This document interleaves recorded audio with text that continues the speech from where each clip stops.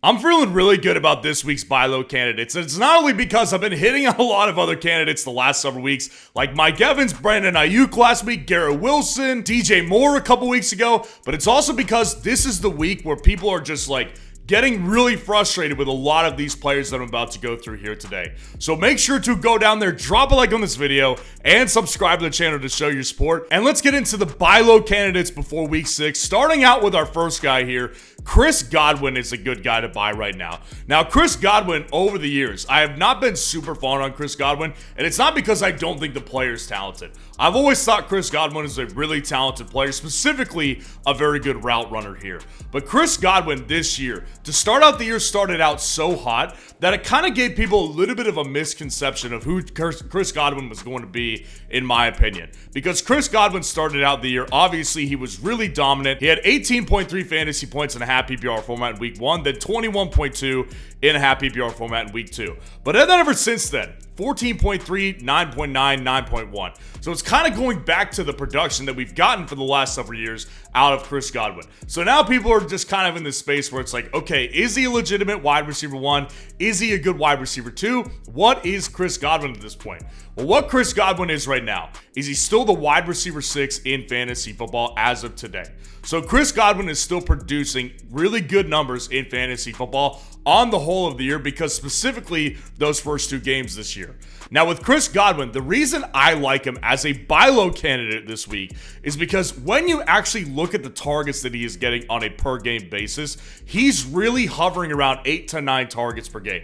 This week in week 5, that was his lowest amount of targets that he's gotten all year. And it was 6 targets and he caught 5 of them. He's catching very high percentage passes for Baker Mayfield. And obviously Mike Evans is the big play wide receiver in Tampa Bay. So there's not a question that anybody has regarding who the better wide receiver in fantasy football is. It's Mike Evans here. But with Chris Godwin specifically, he is still seeing a bunch of targets, and the way that they're using him this year compared to what they were using him as last year, there's just so many more targets and opportunities for Chris Godwin that I know he's going to eventually hit on another touchdown game. He's going to hit on several more touchdowns. This guy could easily have 8 to 10 touchdowns this year just based on targets alone and being targeted at the red zone here. So in my opinion, I would go after somebody like a Brian Thomas Jr. and try to send him for Chris Godwin, because Chris Godwin at the end of the day is on a better team, better quarterback, and is more consistently being involved over the course of the season than Brian Thomas Jr. is. I understand Brian Thomas Jr. specifically is actually getting really good in fantasy right now. Maybe you don't want to trade him away because he's the wide receiver 7, one spot behind Chris Godwin. I still personally prefer Chris Godwin because I know that his offense is heading in a better direction than Jacksonville's is in particular. Now going down to our next guy right here, I've got Jacobi Meyers as a good buy low this week. Listen, with Jacobi Meyers, people need to recalibrate their thoughts and feelings towards certain guys as the season goes on. This is just how fantasy football works. You have to throw away all draft advice at this point. Any draft capital does not freaking matter heading into week 6. So when people drafted Jacobi Meyers at the back of their drafts, they were like, okay, this guy's probably never going to see my lineup. He's a wide receiver 2 in Las Vegas. It doesn't really matter. This guy's even a cut candidate if he doesn't do well the first couple weeks. That's all fine and good the first quarter of the season, but now we're entrenched in the second quarter of the fantasy football season. And what have we learned so far with Jacobi Meyers? Well, Jacobi Meyers is actually still a good player. Like, he's actually a good player in this league, and he has been ever since he was drafted by the Patriots several years ago. With the Vegas Raiders last year, he was actually a really good producer as well. And so far this year, even when Devonta Adams was there, has still been involved to some level. The other thing that we learned is that Devonta Adams and Las Vegas, they're both trying to get a deal done to get Devonta Adams out of town. He wants gone, they want him gone. The chances that he plays another snap for the Raiders are very, very minuscule. So what does that do for Jacobi Meyers? That makes him the wide receiver 1 in Las Vegas here. Now, I understand the argument. You know, there's not always like, you don't always want to get a wide receiver 1 on a team just because they are the wide receiver 1. Look at New England's situation. You're not trading low for Demario Douglas. If anything, you're picking him up off the waiver wire. Like, those guys in New England don't have the upside in fantasy football, even as a wide receiver 1 there. But the difference here between Jacobi Meyers and them is Jacobi Meyers is flat out a better player than both Demario Douglas and Jalen Polk in New England.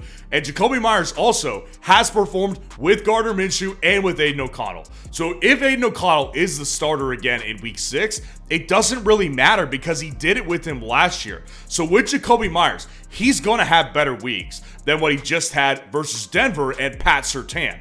There's better weeks ahead for Jacobi Meyers. So to me, this is like one of the most clear buy lows I could think of because a lot of people just haven't recalibrated their thoughts yet on Jacobi Meyers. So if I can send somebody like a Wan'Dale Robinson for a Jacobi Meyers or Jackson Smith-Njigba for a Jacobi Meyers, I'm doing that move again because Jacobi Meyers is going to continue to see around 8 targets per game because they flat out need the guy. 2 games without Davante Adams, 10 targets in week 4, 9 targets in week 5. Davante Adams leaving that hole in the Vegas wide receiver room opens up an immediate 9 to 10 targets a game for Jacobi Meyers. I want that on my fantasy team, and the reality is his price right now is really freaking low to get this deal done. And I'll tell you one other thing I'm really confident in hitting. Patrick Mahomes hitting more than half a yard tonight versus the New Orleans Saints. That's his line on Underdog right now. So if you have not taken advantage of Underdog and you want to get in on this awesome line right here for Patrick Mahomes, go to the comments, grab the link that's there, and use code FFN to sign up for Underdog.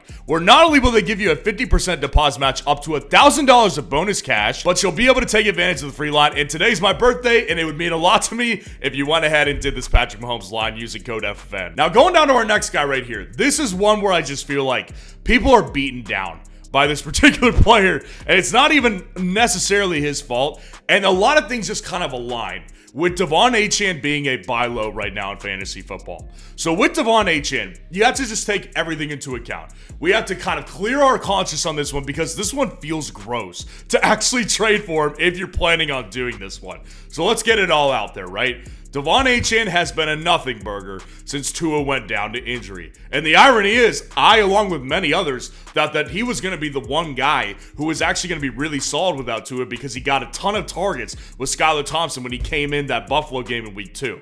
The reality is, targets haven't been there, and his efficiency on the ground has not been there for Devon Achane. Devon Achane is also in a situation where he's not seeing Tua back this week. He's not seeing him back in week 7. So Devon Achane has another couple games of fantasy purgatory that he's going to be producing for you. Also, if you did not realize this, Devon Achane is going into a bye week in week 7. So this team, it honestly couldn't come at a better time. This team needs to reset after barely squeaking out a victory versus the New England Patriots. I actually consider this very good news, and I'll get into it in a little bit here. And the other factor to this is he suffered a concussion. Now, whether or not he misses the week 7 game, that's up for debate. Obviously, he probably would have missed week 6 if they're playing in this game, but they are on a bye week, so it probably gives them enough time to recover from the concussion, be out there in week 7. Here's why I think Devon Achane, it's the right time to buy him. So with Devon Achane, again, the target return date for Tua is apparently in week 8. So if that actually happens, we have one more game of misery watching the Miami Dolphins play football. And one more game of misery for the Miami Dolphins fantasy football options without Tua Tagovailoa. So that's one thing. The number 2 thing is I actually think them barely squeaking out a win versus New England was good because now that puts them at a 2-3 record. If they were at a 1-4 record and then 1-5 after week 7, the chances are good that this team is probably mentally defeated already. So if they go into the week 8 game with Tua at 2-4 or possibly 3-3, fingers crossed that could happen, this team will have a shot of life and they will all start to play better because it's been clear as day. We've seen from this Miami Dolphins team, they need Tua. We need Tua as fantasy managers of Devon Achane, of Jalen Waddle, of Tyreek Hill. We need Tua Tagovailoa. So with Devon Achane here, we can't forget what he's done with Tua Tagovailoa. He had 2 massive games in fantasy football to start the year, and it actually looked sustainable. Like, this guy actually looked sustainable with Tua Tagovailoa. I believe that all comes back with Tua. So for me personally, I think that the people who have Devon Achane, and that's actually me. I have Devon Achane in a bunch of redraft leagues. We're beaten down right now because Achane started out great and he has flamed out ever since then. The perfect candidate for this is a Ramondre Stevenson type. Somebody that has dealt with his own struggles, ended up having a really good resurgence game versus the Miami Dolphins here. Another candidate I like is Zach Moss. I like Zach Moss as a candidate to trade for Devon Achane because Zach Moss is also in an offense that has a split backfield, and Zach Moss has done well. He's done poorly in spots for the Cincinnati Bengals, and the offense is really good over there. So with Devon Achane, I think it's just kind of a perfect storm that's allowing us to trade low for a player that has ridiculous upside and could come through for you in a big way when the fantasy football playoffs start to come about. And the last guy on this list right here, I actually think it's the perfect time for this guy too. And again, it's going to feel gross. Tank Dell. Tank Dell, I actually think is a really good buy low candidate this week. With Tank Dell, this is so funny because in the offseason, the fantasy community, fantasy creators on YouTube were all split. I said Nico was going to be the wide receiver 1. I was right about that. I didn't think it was even a question.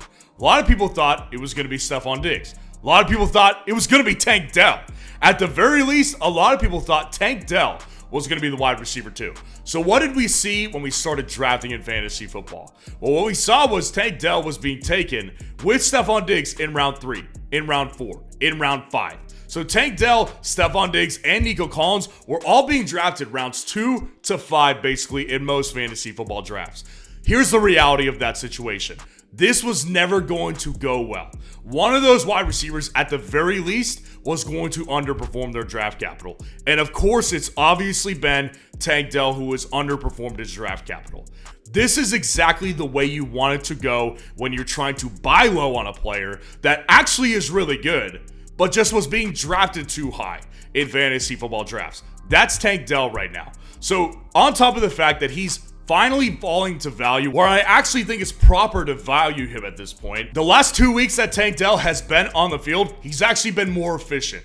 In week 3, 6 targets, 5 catches for 62 yards. In week 5, 4 targets, 4 receptions for 38 yards. Tank Dell will have a big game. We all remember the reason why a lot of people like Tank Dell is because he developed a lot of chemistry with CJ Stroud, and that was CJ Stroud's guy that he said he loved to throw to. So we know that the chemistry is there. It's just been a slow start for Tank Dell. This offense is still led by CJ Stroud, who can make a fantasy receiver go off at any particular week. So far, what we've seen is Nico and Stephon Diggs. Listen, I think Nico is a great player that will continue to be the wide receiver 1 in this offense. But not only did he go down with a hamstring injury, he's considered day-to-day with that hammy, and Tank Dell has opportunities that could open up for him, especially as the season goes with an older Stephon Diggs, who may not be this effective. Later in the season, if you remember in Buffalo last year, he started to dip in production at the back half of the year. I actually think Tank Dell is going to be in line for better games. So this is the prime opportunity to sell someone like a Wan'Dale Robinson for a Tank Dell. I would sell somebody like a Dontavian Wicks for a Tank Dell right now. I would sell Cortland Sutton for a Tank Dell, because the reality is Tank Dell, similar to Brandon Ayuk last week, is going to hit on a big game. It may not be very consistent, but if you need a boom play at the flex, Tank Dell is going to be able to get you those at some point. So let me know how your team did in week 5 fantasy football, and if you want to see the waiver wire pickups for this week, click on this video right here.